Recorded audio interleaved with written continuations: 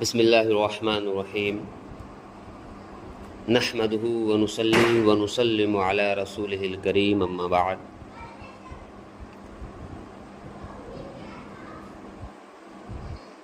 On line ہماری ماں بہنوں کے لیے جو کلاس چل رہا ہے نماز کورس، قضا نماز کے تعلق سے گفتگو کریں گے۔ کس چیز کے بارے میں؟ قضا نماز کے بارے میں آج ہم علم حاصل کریں گے۔ سب سے پہلے کچھ اصطلاحات ہوتے ہیں جیسے کہ ادا، قضا اور واجب الاعادہ۔ جب آپ نماز وغیرہ کی کوئی کتاب آپ پڑھیں گے سیکھنے کے لیے تو اس میں یہ تین چیزیں زیادہ تر یوز ہوتا ہے۔ ایک ہوتا ہے ادا، ایک ہوتا ہے قضا اور ایک واجب الاعادہ۔ ان تینوں کے بارے میں ہم جانیں گے کہ ادا کسے کہتے ہیں، قضا کسے کہتے ہیں اور واجب الاعادہ کسے کہتے ہیں۔ جس چیز کا بندوں کو حکم ہے اسے وقت میں کرنے کو ادا کہتے ہیں، اسے وقت میں کرنے کو ادا کہتے ہیں۔ جیسے اگزامپل کے طور پر نماز پنجگانہ وقتوں پر ادا کرنا یہ فرض ہے۔ کیا ہے؟ یہ فرض ہے۔ ظہر کے وقت میں ظہر کی نماز پڑھیں گے، عصر کے وقت میں عصر کی نماز پڑھیں گے۔ اسی طرح اگر کوئی شخص ان وقتوں میں وہ نماز نہیں پڑھ سکا، ان وقتوں میں وہ نماز نہیں پڑھ سکا، دوسرے اوقات میں وہ نماز پڑھ رہا ہے، تو دوسرے اوقات میں چھوٹے ہوئے نماز کو پڑھنا یہ قضا کہلاتا ہے۔ سمجھ رہے؟ جس وقت میں اسے پڑھنے کا حکم تھا اس وقت میں اس نے نہیں پڑھا، اگر وہ پڑھتا تو ادا کہلاتا، دوسرے اوقات میں پڑھ رہا ہے تو یہ قضا کہلائے گا۔ سمجھ رہے؟ اور اگر اس حکم کے بجا لانے میں یعنی اس چیز کو کرنے میں کوئی خرابی پیدا ہو جائے، جیسے اگزامپل کے طور پہ نماز ہم پڑھ رہے اور اس نماز پڑھنے میں کوئی خرابی آ گئی، کوئی فرض چھوٹ گیا یا کوئی واجب جان بوجھ کر چھوٹ گیا۔ سمجھ رہے؟ کوئی واجب جان بوجھ کر چھوٹ گیا، یعنی اگزامپل کے طور پر نماز پڑھنے میں اگر کوئی خرابی آ جائے، نماز پڑھنے میں کوئی خرابی پیدا ہو جائے تو اس خرابی کو دور کرنے کے لیے وہ عمل دوبارہ بجا لانا اعادہ کہلاتا ہے۔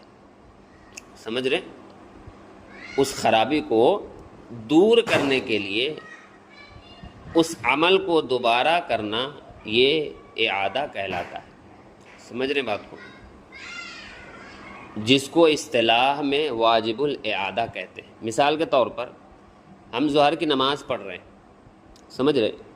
ظہر کی نماز میں کچھ ایسی چیز اس نماز میں ہو گئی جس کی وجہ سے نماز نہیں ہوئی، اب کیا حکم ہوگا کہ اسی نماز کو دوبارہ پڑھنا آپ پر لازم اور ضروری ہو گیا، اور اسی چیز کو واجب الاعادہ کہتے ہیں۔ اعادہ کا مطلب لوٹانا، واجب کا مطلب ضروری، واجب الاعادہ کا مطلب دوبارہ لوٹانا ضروری۔ سمجھ رہے بات کو؟ ادا، قضا اور واجب الاعادہ یہ سمجھ گئے ہوں گے. اس کو ایک ایک لائن میں ہم سمجھتے ہیں. ادا وقت پر ادا کرنے کو کہتے ہیں. قضا وقت پر ادا نہ کرنے کو، دوسرے وقت میں ادا کرنے کو قضا کہتے ہیں. واجب الاعادہ یعنی اگر بالفرض نماز میں کوئی خرابی آ جائے تو اس کا لوٹانا یہ آپ پر لازم اور ضروری ہوگا، اسی کو واجب الاعادہ کہتے ہیں. سمجھ رہے؟ وقت کے اندر اگر تحریمہ باندھ لی تو نماز قضا نہ ہوئی بلکہ ادا ہے. مگر نماز فجر، جمعہ اور عیدین میں وقت کے اندر سلام پھرنا لازمی ہے ورنہ نماز نہ ہوگی. ایک مسئلہ یہاں پر ذکر کیا جا رہا ہے، وہ مسئلہ یہ ہے کہ نماز فجر، جمعہ اور عیدین کو سائیڈ میں رکھے، 4 نماز کو سامنے رکھے: ظہر، عصر، مغرب، عشاء. ہر وقت کا وقت ہوتا ہے، عصر کا وقت ہوتا ہے، سمجھ رہے؟ پھر اس کا وقت ختم ہو جاتا ہے. اسی طرح ظہر کا وقت ہوتا ہے، پھر اس کا وقت ختم ہو جاتا ہے. مغرب کا وقت ہوتا ہے، اس کا وقت ختم ہو جاتا ہے. اگزامپل کے طور پر اگر ظہر کا وقت 1 منٹ باقی ہے، کتنا؟ ظہر کا وقت 1 منٹ باقی ہے، 1 منٹ کے بعد ظہر کا وقت ختم ہو جائے گا. تو اگر کوئی شخص 1 منٹ رہتے ہوئے اللہ اکبر کہہ کر ظہر کی نماز شروع کر دے اور باقی رکعتیں جو وہ پوری کر رہا ہے وہ ظہر کے علاوہ کے وقت میں پوری کر رہا ہے، تو کیا وہ ظہر کی نماز ادا مانی جائے گی یا قضا مانی جائے گی؟ یہ ہے مسئلہ. تو مسئلہ یہ ہے کہ وقت ختم ہونے سے پہلے چاہے آدھا سیکنڈ ہو، چاہے 30 سیکنڈ ہو یا 1 منٹ ہو، سمجھ رہے ہیں؟ چاہے 30 سیکنڈ ہو یا 1 منٹ ہو، اگر وقت ختم ہونے سے پہلے اگر کوئی شخص ظہر، عصر، مغرب، عشاء شروع کرے اور بقیہ رکعات وہ دوسرے نمازوں کے وقت میں ادا کر رہا ہے تو وہ نماز اس کی ادا مانی جائے گی، قضا نہیں مانی جائے گی. سمجھ رہے؟ ادا مانی جائے گی، قضا نہیں مانی جائے گی. مگر نماز فجر، جمعہ اور عیدین میں وقت کے اندر سلام پھرنا لازم ہے، یعنی پوری نماز کو وقت کے اندر مکمل کرنا یہ لازم ہے نماز فجر میں، جمعہ میں اور عیدین میں. سمجھ رہے بات کو؟ بلا عذر شرعی نماز قضا کر دینا سخت گناہ ہے. بغیر کسی عذر کے نماز قضا کر دینا سخت گناہ ہے. اس پر فرض ہے کہ اس کی قضا پڑھے اور سچے دل سے توبہ بھی کرے. سمجھ رہے؟ توبہ یا حج مقبول سے انشاءاللہ عز و جل تاخیر کا گناہ معاف ہو جائے گا. تاخیر کا گناہ یعنی دوسرے اوقات میں، دوسرے دنوں میں اپنی نماز کو وہ قضا کر رہا ہے تو توبہ کرنے سے اور یا حج مقبول سے انشاءاللہ تبارک و تعالی تاخیر کا گناہ معاف ہو جائے گا. اور یہ بات بھی یاد رہے کہ توبہ اسی وقت صحیح ہے جب کہ قضا پڑھ لے. سمجھ رہے؟ توبہ ایسا نہ ہو کہ ہماری بہت ساری نمازیں چھوٹ گئی ہے اور ہم توبہ کر لے تو نماز معاف ہو جائے گی. نہیں، توبہ اسی وقت مقبول ہوگی، اسی وقت آپ کی توبہ قبول ہوگی جب آپ قضا پڑھ لے اس نماز کی. سمجھ رہے؟ اس نماز کی قضا پڑھ لے. اس کو ادا کیے بغیر توبہ کیے جانا توبہ نہیں. سمجھے؟ یعنی اس کو آپ ادا بھی نہیں کر رہے اور توبہ کر رہے اور یہ سوچ رہے کہ میں نے توبہ کر لیا ہے اب میں نماز وغیرہ جو میری قضا ہوئی اس کو نہیں پڑھوں گا تو میری توبہ قبول ہو جائے گی، ایسا نہیں ہے۔ توبہ قبول ہونے کے لیے اس نماز کی قضا بھی کرے اور سچے پکے دل سے توبہ بھی کرے، انشاءاللہ تبارک و تعالی تاخیر کرنے کی وجہ سے اللہ تبارک و تعالی آپ کے گناہوں کو معاف کر دے گا انشاءاللہ۔ حضرت سیدنا ابن عباس رضی اللہ تعالی عنہما سے روایت ہے، نبی پاک صلی اللہ علیہ وآلہ وسلم نے ارشاد فرمایا، گناہ پر قائم رہ کر توبہ کرنے والا اس کی مثل ہے جو اپنے رب عز و جل سے مذاق کرتا ہے۔ اللہ اکبر۔ مثال کے طور پر کوئی گناہ کر رہے ہیں، کوئی گناہ سرزد ہو گیا ہے، آپ نے توبہ کیا، پھر آپ اس گناہ کو کر رہے ہیں، گویا اللہ تبارک و تعالیٰ سے معاذ اللہ آپ مذاق کر رہے ہیں، سمجھ رہے ہیں؟ مذاق کر رہے ہیں۔ تو جب نماز وغیرہ آپ کی قضا ہو جائے تو اللہ تبارک و تعالیٰ سے توبہ و استغفار کرے اور یہ پکا عہد کر لے کہ انشاءاللہ تبارک و تعالیٰ بغیر کسی شرعی عذر کے اب میری نماز قضا نہیں ہوگی، تب سچے معنی میں توبہ آپ کی ہوئی۔ نہیں تو ایک طرف آپ توبہ کرتے جائے، دوسری طرف وہی عمل دوبارہ کرتے جائے، تو یہ طریقہ صحیح نہیں ہے، سمجھ رہے بات کو؟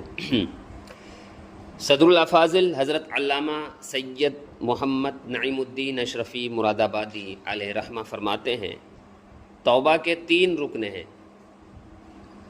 توبہ کے لیے 3 چیزیں ضروری ہیں۔ نمبر 1 اعتراف جرم، ایکسیپٹ کرنا کہ ہاں میں نے یہ جرم کیا ہے، سمجھ رہے؟ اعتراف جرم۔ دوسرا ندامت، یعنی اس جرم پر آپ کو شرمندگی محسوس ہو، افسوس ہو کہ کیسے یہ میرا ہو گیا، اس طرح کی ندامت ہو، شرمندگی ہو۔ تیسرا عزم ترک، یعنی اس گناہ کو چھوڑنے کا پختہ عہد ہو کہ اب انشاءاللہ تبارک و تعالی یہ گناہ مجھ سے اب کبھی سرزد نہیں ہوگا۔ یہ 3 چیز مین ہے توبہ کے لیے، اعتراف جرم، ندامت اور عزم ترک۔ اگر گناہ قابل تلافی ہے تو اس کی تلافی بھی لازم ہے، مثلا تارک صلاۃ یعنی نماز ترک کر دینے والے کی توبہ کے لیے نمازوں کی قضا بھی لازم ہے، سمجھ رہے؟ کوئی بھی گناہ اگر آپ کر رہے ہیں اور وہ گناہ قابل تلافی ہے، کوئی گناہ آپ کر رہے ہیں اور وہ گناہ قابل تلافی ہے، جیسے اگزامپل لے لیجئے نماز چھوڑنا، یہ بہت بڑا گناہ کا کام ہے نا، اور یہ قابل تلافی بھی ہے، یعنی آپ بعد میں اس کو کر بھی سکتے اور کرنا لازم اور ضروری ہے آپ کے لیے، یہ قابل تلافی ہے۔ تو مسئلہ واضح اس طرح ہوگا کہ نماز ترک کر دینے والے کی توبہ کے لیے نمازوں کی قضا بھی لازم ہے، سمجھ رہے ہیں؟ محض اس طرح توبہ آپ کی قابل اعتبار نہیں ہوگی، قابل قبول نہیں ہوگی کہ آپ کی بہت ساری نمازیں قضا ہو اور آپ توبہ کر لے اور اس نماز کو آپ قضا نہ کریں تو آپ کی توبہ ہو جائے گی، نہیں، اس نماز کو دوبارہ آپ کو پڑھنا ہی پڑے گا، نہیں پڑھیں گے تو پھر توبہ سے بھی کام نہیں چلے گا۔ ایک روایت بہت خاص طور پر رمضان کے موقع پر گھومتی ہے سوشل میڈیا پر، اس روایت کی تعلق سے آپ لوگوں کی اصلاح کر دینا بھی ضروری سمجھتا ہوں،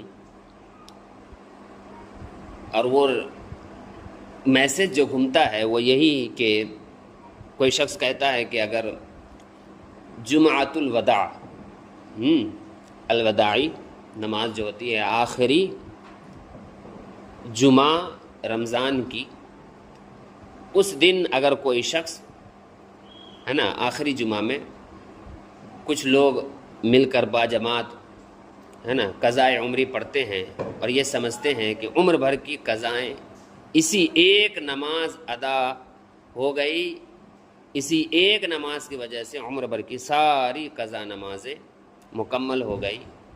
یہ میسیجز وغیرہ سوشل میڈیا پر گردش کرتا ہے، تو یاد رہے اس طرح کے میسیج اور اس طرح کی حرکات یہ جہالت ہے، یہ باطل ہے، جیسا کہ بہار شریعت جلد 1 صفحہ نمبر 708 پر یہ مسئلہ مذکور ہے۔ وہ یہ کہ رمضان المبارک کے آخری جمعہ میں بعض لوگ باجماعت قضائے عمری پڑھتے ہیں اور یہ سمجھتے ہیں کہ عمر بھر کی قضائیں اسی ایک نماز سے ادا ہو گئی۔ یہ باطل محض ہے، سمجھ رہے؟ جتنی بھی نمازیں آپ کی قضا ہوئی ہے سارے کو ایک ایک کر کے پڑھنا آپ پر لازم اور ضروری ہے۔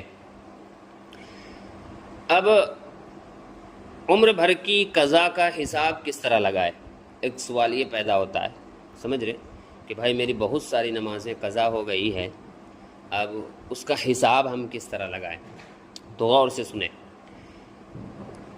جس نے کبھی نماز ہی نہ پڑھی ہو، کبھی بھی نماز ہی نہ پڑھی ہو، اور اب توفیق ہوئی اور قضائے عمری پڑھنا چاہتا ہے، وہ جب سے بالغ ہوا ہے اس وقت سے نمازوں کا حساب لگائے۔ جب سے بالغ ہوا ہے اس وقت سے نمازوں کا حساب لگائے، اور تاریخ بلوغ بھی نہیں معلوم، یعنی کب بالغ ہوا ہے اس کو تاریخ بھی نہیں معلوم، ڈیٹ بھی نہیں معلوم، تو احتیاط اسی میں ہے کہ ہجری سن کے حساب سے عورت 9 سال کی عمر سے اور مرد 12 سال کی عمر سے نمازوں کا حساب لگائے۔ سمجھ رہے؟ اب اس کو ہم ایگزامپل سے سمجھیں گے۔ ایگزامپل سے اس طرح سمجھے کہ ایک ہماری بہن ہے، وہ 20 سال کی ہے۔ کتنے سال کی؟ 20 سال کی ہے، اور 20 سال میں وہ ایک بھی نماز نہیں پڑھی ہے۔ 20 سال کی عمر ہو گئی، ایک بھی نماز نہیں پڑھی۔ اللہ کی توفیق سے وہ اب نماز پڑھ رہی ہے، اور وہ چاہتی ہے کہ میری جتنی نمازیں قضا ہوئی ہے میں اس کو ادا کروں، تو کس طرح ادا کروں؟ کس طرح ادا کروں؟ تو اس میں 2 طریقہ ہے۔ ایک طریقہ یہ ہے کہ اس کو اپنے بالغ ہونے کے ایج کے بارے میں معلوم ہے یا نہیں، کہ وہ کب بالغ ہوئی، وہ کب بالغ ہوئی۔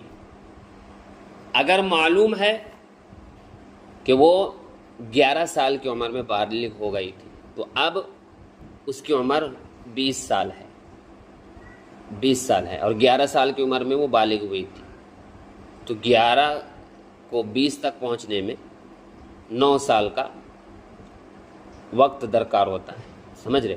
تو 9 سال کی عمر کی وہ قضا ادا کرے گی، سمجھ رہے؟ اب اگر کسی کو تاریخ بلوغیت معلوم نہ ہو کہ کس تاریخ کو یا کس ہجری میں یا کس سن میں بالغ ہوئی تھی، تو وہ اب کیا کرے؟ تو اس کے لیے یہ حکم ہے کہ وہ 9 سال سے کاؤنٹ کرے، 9 سال کے بعد اس کی جتنی عمریں ہیں اس عمر کے لحاظ سے وہ اپنی قضا نمازوں کو کاؤنٹ کر کے وہ ادا کریں، سمجھ رہے؟ ایک ایگزامپل دیتا ہوں کہ 15 سال کی عمر ہے، اسے معلوم نہیں کہ میں کب بالغ ہوئی تھی، تو 9 سال سے وہ کاؤنٹ کرے گی، 9 6 15، تو 6 سال کی وہ نماز قضا کرے گی۔ کتنے سال کی؟ 6 سال کی وہ نماز قضا کرے گی۔ تو یہ طریقہ ہے قضا نماز کو کاؤنٹ کرنے کا۔ ایک طریقہ میں آپ کے سامنے پیش کرتا ہوں کہ 5 وقت کی نماز ہے، اور اس میں وتر بھی ہم ایڈ کر لیں گے، اس میں ہم وتر بھی ایڈ کر لیں گے، تو کاؤنٹ کریں گے ہم۔ اب کاؤنٹ کر کے میں آپ کے سامنے بتاتا ہوں، 1 منٹ رکے۔